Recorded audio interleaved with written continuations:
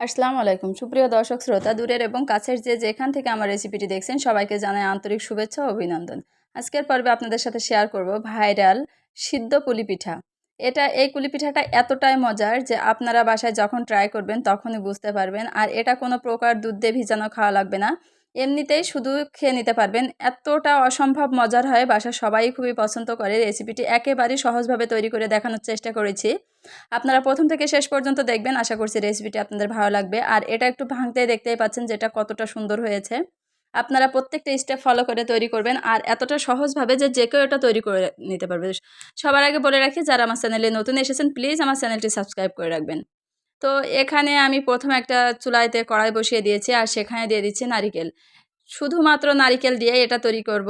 আর এটা কতটা টেস্টি হবে আপনারা বাসায় যখন ট্রাই করবেন তখন বুঝতে পারবেন। যখন নারিকেলটা এখানে দেওয়া হয়ে গেছে, আমি একটা নারিকেল সুন্দরভাবে কুড়িয়ে এখানে রেখে দিয়েছিলাম, সম্পূর্ণটা দিয়ে দিয়েছি। আর এখানে দিচ্ছি খেজুরের গুড়। তো যে পরিমাণ গুড় লাগবে আমি সেই পরিমাণ গুড়টা দিব। চিনি কিন্তু দিব না, শুধুমাত্র খেজুরের গুড় দিয়ে তৈরি করলে এটা খুবই খুবই টেস্টি হয়।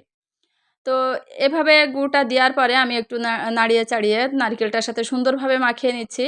তারপরে চুলাটা অন করে দেবো। এখনও পর্যন্ত আমার চুলাটা কিন্তু অফ আছে। তো এভাবে একটু সুন্দরভাবে নারকেলটা মিশিয়ে নিয়েছি গুড়ের সাথে। তারপরে দিয়ে দিচ্ছি ১ চিমটি লবণ। লবণটা দিলে ভালো হয়, অপশনাল না, দিতেই হবে। তবে খুব বেশি না, অল্প একটু দিবে। তারপরে আমি চুলাটা অন করে দিয়েছি। দেওয়ার পরে আমি এভাবে জ্বালিয়ে নিচ্ছি। তো যখন এই পর্যায়ে এসেছে, এত দারুণ একটা ফ্লেভার এসছে যে সবাই আশপাশে বুঝতে পারছে যে আমি কিছু না কিছু তৈরি করছি। খুবই খুবই সুন্দর একটা ফ্লেভার আসে, তখনই মনে হয় যে খাওয়া শুরু করে দিই। তো এভাবে একটু নাড়াচাড়া করে নিব যতক্ষণ না পর্যন্ত যে নারিকেলটা একেবারে একটু মিশে মিশে না আসছে গুড়ের সাথে, আর এর থেকে যে পানিটা আসে সেটা না শুকিয়ে যাচ্ছে, ততক্ষণ পর্যন্ত আমি এটা এভাবে জাল করে নিব। ফ্লেভারের জন্য দিয়ে দিলাম একটা সাদা এলাচ। এটা অপশনাল, চাইলে দিতেও পারেন, না দিলেও কোনো সমস্যা না। আমি একটা দিয়েছি, আপনারা চাইলে আরও দুইটা দিতে পারেন। তো আমার কাছে মনে হচ্ছে মিষ্টিটা একটু কম আছে, এই জন্য আমি আরও 1 চামচ গুড় এখানে দিয়ে দিচ্ছি। আপনারা যে কোনো গুড় দিয়ে এটা তৈরি করতে পারেন। তো খেজুরের গুড় দিয়ে করলে বেশি টেস্টি হয়। আর আখের গুড় দিয়ে যদি তৈরি করেন সেক্ষেত্রে লবণ দেওয়া যাবে না এখানে, কারণ আখের গুড় একটু নোনতা হয়, এই জন্য চেষ্টা করবেন লবণটা স্কিপ করার জন্য। তো এভাবে সুন্দরভাবে মাখিয়ে নিচ্ছি। মাখিয়ে আমি এই নারিকেলের পুরটা তৈরি করে নিব। তো আমি টেস্ট করে দেখলাম যে এখানে লবণ প্লাস হচ্ছে গুড় দুইটাই ঠিক আছে কিনা। তো আমার কাছে মনে হয়েছে সবই ঠিক আছে, এই জন্য আমি আর কিছু দেইনি। আপনাদের কাছে কম বা বেশি কম মনে হলে আপনারা আরও একটু গুড় দিয়ে নিতে পারেন। তারপরে এভাবে একটু নাড়িয়ে চাড়িয়ে নিচ্ছি। যখন দেখবো এভাবে তলানিতে লেগে লেগে যাচ্ছে বা নারিকেলগুলো উঠে উঠে আসছে, সেই সময় আমি চুলাটা অফ করে দিচ্ছি। তো আমার এটা হয়ে গেছে। এখন আমি চুলাটা অফ করে এটা নামিয়ে নিব। তো এটা শুধু কিন্তু খেতে খুবই টেস্টি। তো আর এখানে আমি ওটা নামিয়ে নিয়ে এখানে একটা পাতিল দিয়ে দিচ্ছি, তাতে দিয়ে দিচ্ছি আ যে উপরের যে খামিরটা করে নিব, যে উম আটা দিয়ে, সেই আটাটার জন্য, মানে চাউলের আটা, সেই আটাটার জন্য আমি এখানে পানি দিয়ে দিলাম। পানিটা যখন এরকম ফুটে উঠবে ঠিক সেই পর্যায়ে আমি এখানে দিয়ে দিচ্ছি চাউলের গুঁড়া। অবশ্যই চাউলের গুঁড়া দিয়ে এটা তৈরি করব, না হলে টেস্টি হবে না। অবশ্যই চেষ্টা করবেন চাউলের গুঁড়া দেওয়ার জন্য। এখানে আমি সুন্দরভাবে আটাটা মেরে নিয়েছি, মানে খামির করে নেওয়ার জন্য একেবারেই পারফেক্ট। এখন আমি এটা নামিয়ে নিচ্ছি। তো এটা আমি এখন নামিয়ে নিলাম একটা কুলার উপরে, পরিষ্কার কুলা, সেখানে নিয়ে নিচ্ছি। তো আগে থেকে বলে রাখি, আমি কিন্তু ২ কাপ আটা দিয়েছি, তার জন্য ৩ কাপ পানি দিয়েছিলাম। আপনারা চেষ্টা করবেন ৩ কাপ পানিতে ২ কাপ আটা দেওয়ার জন্য, তখন কিন্তু একেবারে পারফেক্ট হবে।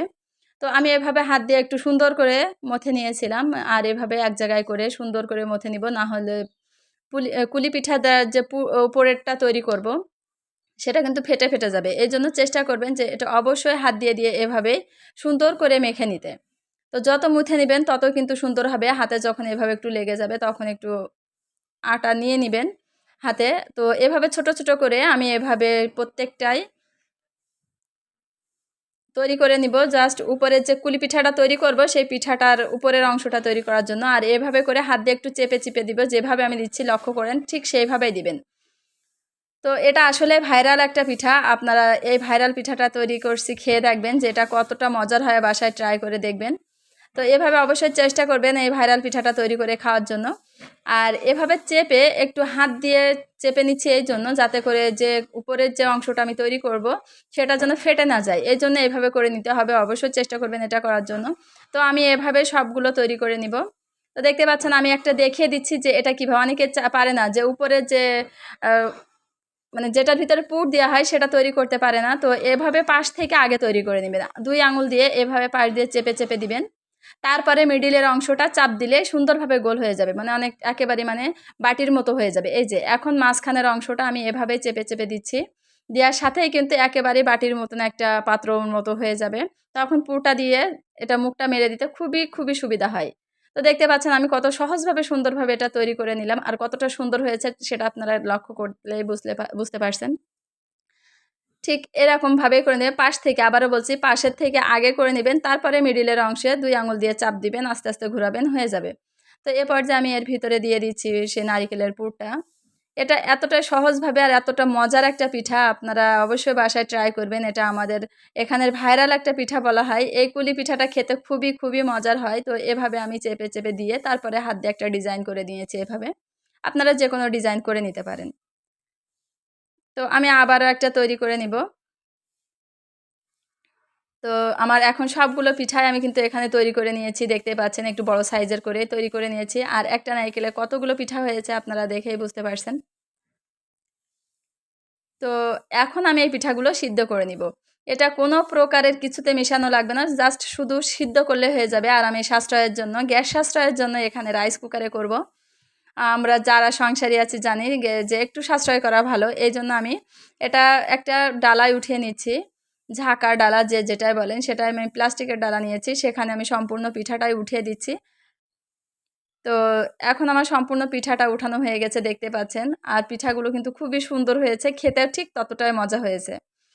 তো এখানে আমি রাইস কুকারে আগে থেকে পানিতে হাঁড়ি দিয়ে বসিয়ে দিয়েছিলাম। এখন এটা কিছুটা গরম হয়েছে, কিছুটা গরম হওয়ার পরে আমি এখানে এই যে ডালায় পিঠাটা উঠিয়ে রেখেছিলাম, সম্পূর্ণ পিঠাটাই এখানে ডালাসহ বসিয়ে দিচ্ছি।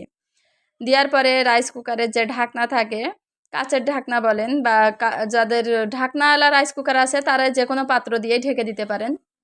তো সেটা দিয়ে আমি ঢেকে দিচ্ছি এভাবে দিয়ে। এখন আমি এটা জাল করে নেব 15 থেকে 20 মিনিটের জন্য। তো দেখতে পাচ্ছেন এটা আমি কুকে দিয়ে রেখেছি, যত পানিটা ফুটবে, যে ভাপটা উঠবে, সেটাই সুন্দরভাবে এই পিঠাটা হয়ে যাবে। অন্য কোনো ঝামেলা করা লাগবে না, যে হাঁড়িতে দিয়ে গ্যাসে দিয়ে অনেক কিছু কিভাবে করে সেগুলো কিছুই করা লাগবে না। তো ফিরে আসলাম 18 মিনিট পরে। 18 মিনিট পরে দেখতে পাচ্ছেন এগুলো কিন্তু বেশি সিদ্ধ হয়ে গেছে কিছুটা, এই যে ফেটে ফেটে গিয়েছে। তো এর থেকে আরেকটু কম হলেই ভালো হয়, 15 মিনিট জাল করে নিলেই এনাফ। তো কতটা সুন্দরভাবে সিদ্ধ হয়ে গেছে দেখেই বুঝতে পারছেন। এখন আমি এর সম্পূর্ণটা একটা আলাদা পাত্রে নামিয়ে নিব। সাথে সাথে নামানোর চেষ্টা করবেন, আর এখানে উপরে একটা হালকা পানি ছিটিয়ে দেবেন, তাহলে পিঠার সাথে পিঠা লেগে যাবে না। তো আমার এটা নামানো হয়ে গেছে।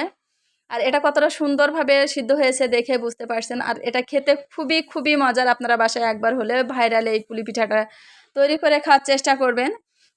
এত সহজে এত মজার পিঠা আপনারা কল্পনাও করতে পারবেন না। যারা খেয়েছেন তারা জানাবেন, আর যারা না খাননি তারা একবার হলে বাসায় ট্রাই করবেন। আর এভাবে হাত দিয়ে ভাঙলেই কিন্তু ভেঙে যাবে। আর ভিতরটা কতটা সুন্দর লোভনীয় হয়েছে দেখতেই পারছেন। এটা খুবই মজার একটা পিঠা, আবারও বলছি বাসায় ট্রাই করবেন। ভিডিওটি ভালো লাগলে অবশ্যই লাইক করবেন, বন্ধুদের সাথে শেয়ার করবেন। আজ এই পর্যন্ত, সবাই ভালো থাকবেন, আমার জন্য দোয়া করবেন। আল্লাহ হাফেজ।